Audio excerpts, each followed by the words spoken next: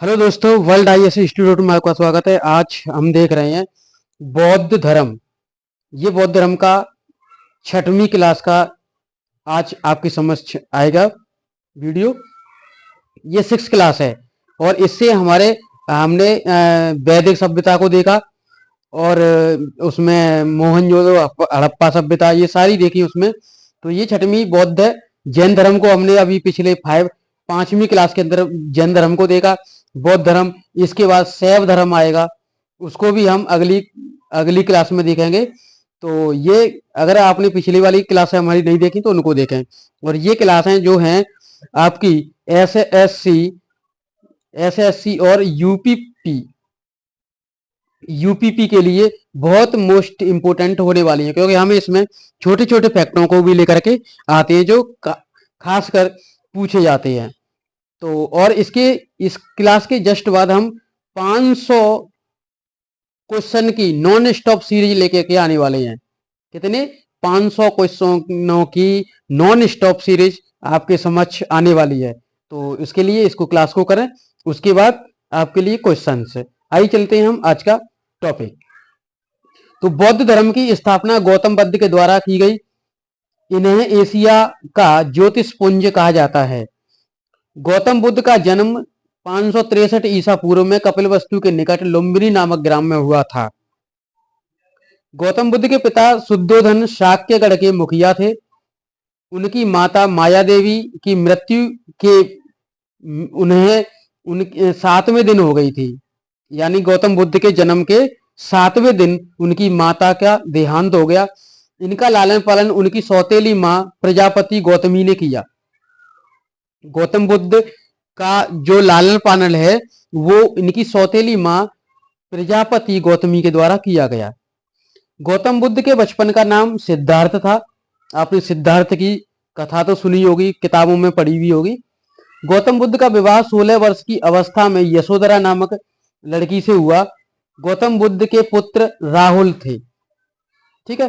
सिद्धार्थ जब कपिलवस्तु की सैर पर निकले तो उन्हें निम्न 4 दृश्य दिखाई दिए। कौन कौन से थे? एक बूढ़ा व्यक्ति, एक बीमार व्यक्ति, एक शव जाता हुआ शव यात्रा जाती हुई और सन्यासी। ये उनको 4 संकेतों को प्राप्त हुआ। ठीक है, आगे देखते हैं हम। सांसारिक समस्याओं से व्यथित होकर सिद्धार्थ ने 29 वर्ष की अवस्था में गृह त्याग कर दिया, जिसे बौद्ध धर्म में महाविनिष्क्रमण कहा जाता है। विशेषकर बहुत इंपोर्टेंट है ये, महाविनिष्क्रमण किसे कहते हैं। गृह त्याग करने के बाद सिद्धार्थ ने वैशाली के अलार कलाम से सांख्य दर्शन, ये संकल्प लिख दिया, सांख्य दर्शन की शिक्षा ग्रहण की। अलार कलाम सिद्धार्थ के प्रथम गुरु हुए, यानी प्रथम गुरु अगर सिद्धार्थ का अगर प्रथम गुरु माना जाए तो कौन है? किसको माना जाएगा? अलार कलाम को। अलार कलाम के बाद सिद्धार्थ ने राजगीर के रुद्रकरामुक्त से शिक्षा ग्रहण की। बिना अन्न जल ग्रहण किए 6 वर्ष की कठिन तपस्या के बाद 35 वर्ष की आयु में बैसाखी की पूर्णिमा की रात निरंजना नदी के किनारे पीपल वृक्ष के नीचे सिद्धार्थ को ज्ञान की प्राप्ति हुई। ठीक है। ज्ञान की प्राप्ति के बाद सिद्धार्थ बुद्ध के नाम से जाने गए। यानी बुद्ध कब कहे गए? जब बुद्धि आ गई, यानी ज्ञान आ गया। और ज्ञान कब आया? बैसाखी की पूर्णिमा की रात को। उसी दिन से, उसी रात से सिद्धार्थ बुद्ध नाम से जाने गए। वह स्थान बोधगया कहलाया। जिस स्थान पर बुद्ध को ज्ञान की प्राप्ति हुई वह बोधगया कहलाया। बुद्ध ने अपना प्रथम उपदेश सारनाथ में दिया, जिसे बौद्ध ग्रंथ में धर्म चक्र प्रवर्तन कहा गया। यानी धर्म चक्र प्रवर्तन कब कहते हैं, किसे कहते हैं? जब बुद्ध ने अपना प्रथम प्रवचन दिया। ठीक है, उपदेश दिया। नेक्स्ट, बुद्ध ने अपने उपदेश जनसाधारण की भाषा पाली में दिए, जिसे हर कोई समझ सके। बुद्ध ने अपने उपदेश कौशल, वैशाली, कौशाम्बी एवं अन्य राज्यों में भी दिए। बुद्ध ने अपने सर्वाधिक उपदेश कौशल देश की राजधानी श्रावस्ती में दिए, विशेषकर ध्यान रखना है। उनके प्रमुख अनुयायी शासक बिंदुसार, प्रसेनजित, उदयन थे। बुद्ध की मृत्यु 80 वर्ष की अवस्था में 483 ईसा पूर्व कुशीनारा, देवरिया, उत्तर प्रदेश में हुई। चुंद द्वारा अर्पित भोजन करने से हो गई, जिसे बौद्ध धर्म में महापरिनिर्वाण कहा जाता है। क्या कहा जाता है? महापरिनिर्वाण कहा जाता है। मल्लों ने अत्यंत सम्मान पूर्वक बुद्ध का अंत्येष्टि संस्कार किया। एक अनुश्रुति के अनुसार मृत्यु के बाद बुद्ध के शरीर के अवशेषों को 8 भागों में बांटकर उन पर 8 स्तूपों का निर्माण करवाया। ठीक है। बुद्ध के जन्म एवं मृत्यु की तिथि को चीनी परंपरा के कैंटोन अभिलेख के आधार पर निश्चित किया गया। नेक्स्ट देखते हैं हम। बुद्ध धर्म के बारे में हमें विशद ज्ञान त्रिपिटक के विनय पिटक, अब त्रिपिटक कौन कौन से हैं?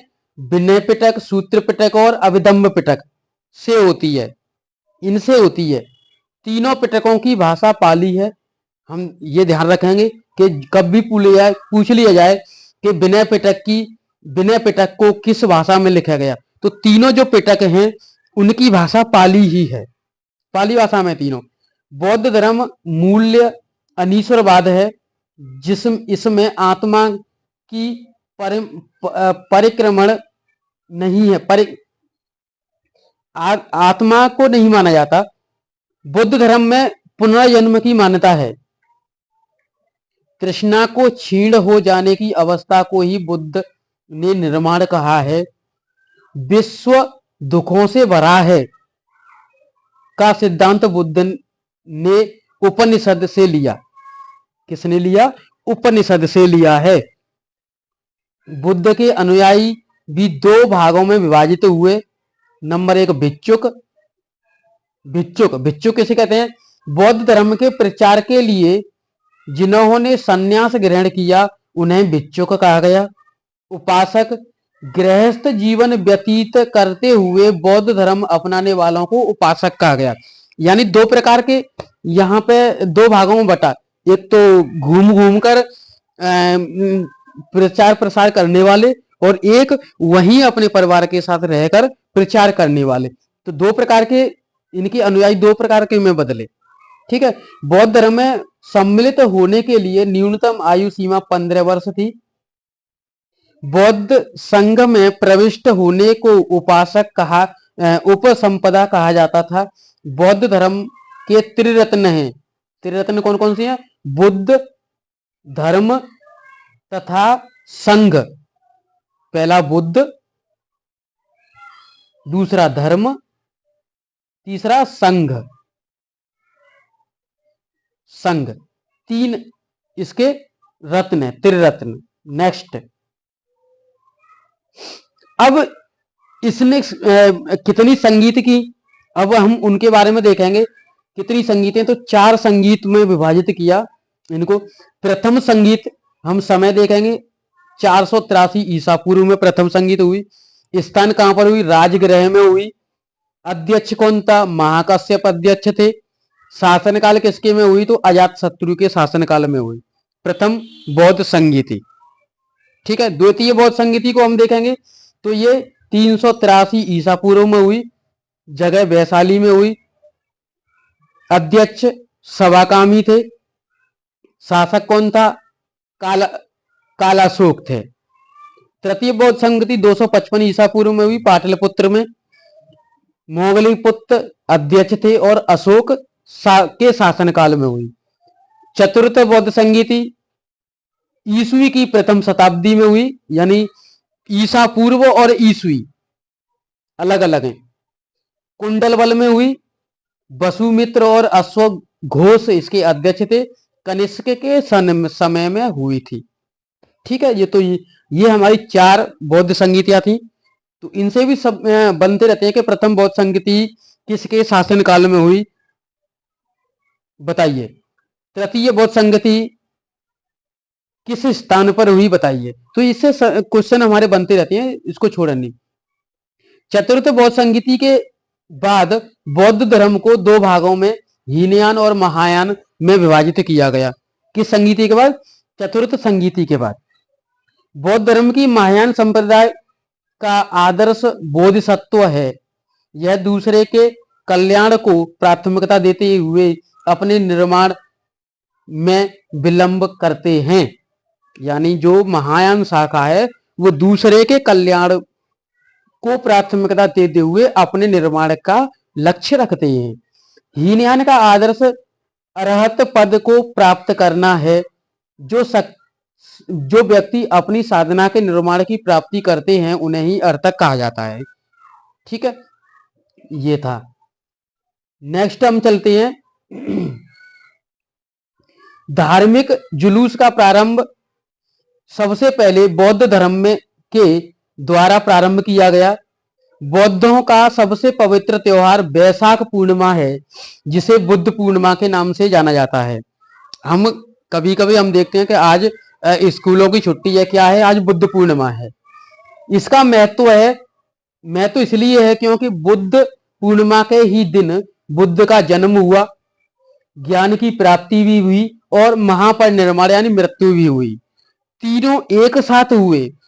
उसी बुद्ध पूर्णिमा के दिन जन्म भी हुआ, उसी बुद्ध पूर्णिमा के दिन ज्ञान की भी प्राप्ति हुई और उसी बुद्ध पूर्णिमा के दिन महापरिनिर्वाण यानी मृत्यु भी हुई।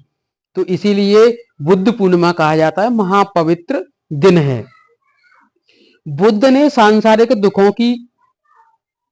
दुखों के संबंध में 4 आर्य सत्यों का उपदेश दिया। ये कौन कौन से हैं? दुख समुदाय, दुख निरोध गामिनी प्रतिपदा। ये 4 आर्य सत्य हैं, बुद्ध के आर्य सत्य हैं। दुख समुदाय, दुख निरोध गामिनी प्रतिपदा। ठीक है। बौद्ध धर्म के अष्टांगिक मार्ग जिसे सांसारिक दुखों का निवारण होता है। सम्यक दृष्टि, पहला सम्यक दृष्टि, सम्यक संकल्प, सम्यक वाणी, सम्यक कर्मांत, सम्यक आजीव, सम्यक व्यायाम, सम्यक स्मृति, सम्यक समाधि। ये 8 अष्टांगिक मार्ग हैं जो दुखों का निवारण करते हैं। अष्टांगिक मार्गों के पालन करने के बाद मनुष्य की तृष्णा नष्ट हो जाती है। इन अष्टांगिक मार्गों का अगर कोई पालन कर ले तो उसकी तृष्णा नष्ट हो जाती है, उसे निर्वाण की भी प्राप्ति हो जाती है।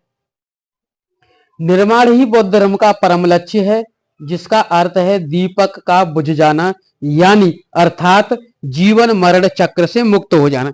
यानी मृत्यु को ही हम क्या कहते हैं? दीपक का बुझ जाना।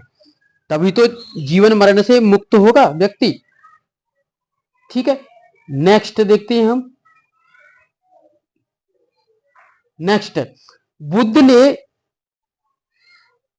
निर्माण प्राप्ति को सरल बनाने के लिए 10 शीलों पर बल दिया। पहली है अहिंसा, दूसरी सत्य, तीसरी अस्तेय यानी चोरी न करना, चौथी अपरिग्रह, किसी प्रकार की संपत्ति न रखना, 5 मद्य सेवन न करना यानी नशा नहीं करना, 6 असमय भोजन नहीं करना, 7 सुखप्रद बिस्तर पर नहीं सोना यानी कहते नहीं है मखमली बिस्तर पर सोना, उस पर नहीं सोना, 8 धन संचय न करना, एकत्रित नहीं करना, 9 स्त्रियों से दूर रहना, जो आज बहुत कठिन है, आज के समय में बहुत कठिन है कि स्त्रियों से दूर रहे, तो ये 9वां शील है। 10वां नृत्य गान आदि से दूर रहना। गृहस्थों के लिए केवल 5 प्रथम शील हैं जो उनको फॉलो करने हैं, 10 नहीं करने। जो गृहस्थी में रहती हैं उनको केवल पहले 5 करने हैं। कौन कौन से? अहिंसा, सत्य, अस्तेय यानी चोरी नहीं करना, अपरिग्रह किसी प्रकार की संपत्ति न रखना, 5वां मद्य सेवन नहीं करना यानी मद्यपान नहीं करना, शराब का सेवन नहीं करना। ये 5 यहां तक करने हैं। भिक्षुओं के लिए 10 शील अनिवार्य हैं। अनीश्वरवाद के संबंध में बौद्ध धर्म तथा जैन धर्म दोनों में समानता है। यानी अनीश्वरवाद को बौद्ध भी मानते हैं और जैन भी मानते हैं, यानी ईश्वर नहीं है, ये जो जैन भी मानते थे, हमने पिछले चैप्टर में देखा, और आज के में भी हम देखते हैं कि इसमें बौद्ध भी नहीं मानते हैं कि ईश्वर है। सर्वाधिक बुद्ध मूर्तियों का निर्माण गंधार शैली के अंतर्गत किया गया, लेकिन बुद्ध की प्रथम मूर्ति संभवतः मथुरा कला के अंतर्गत बनी। ठीक है। भारत में उपासना की जाने वाली प्रथम मूर्ति संभवतः बुद्ध की ही थी। तो ये थे हमारा बुद्ध से संबंधित कुछ तथ्य। आप इसको देखें और अपनी स्टडी को बेहतर बनाएं। तो आज के लिए बस इतना ही। Thank you for watching.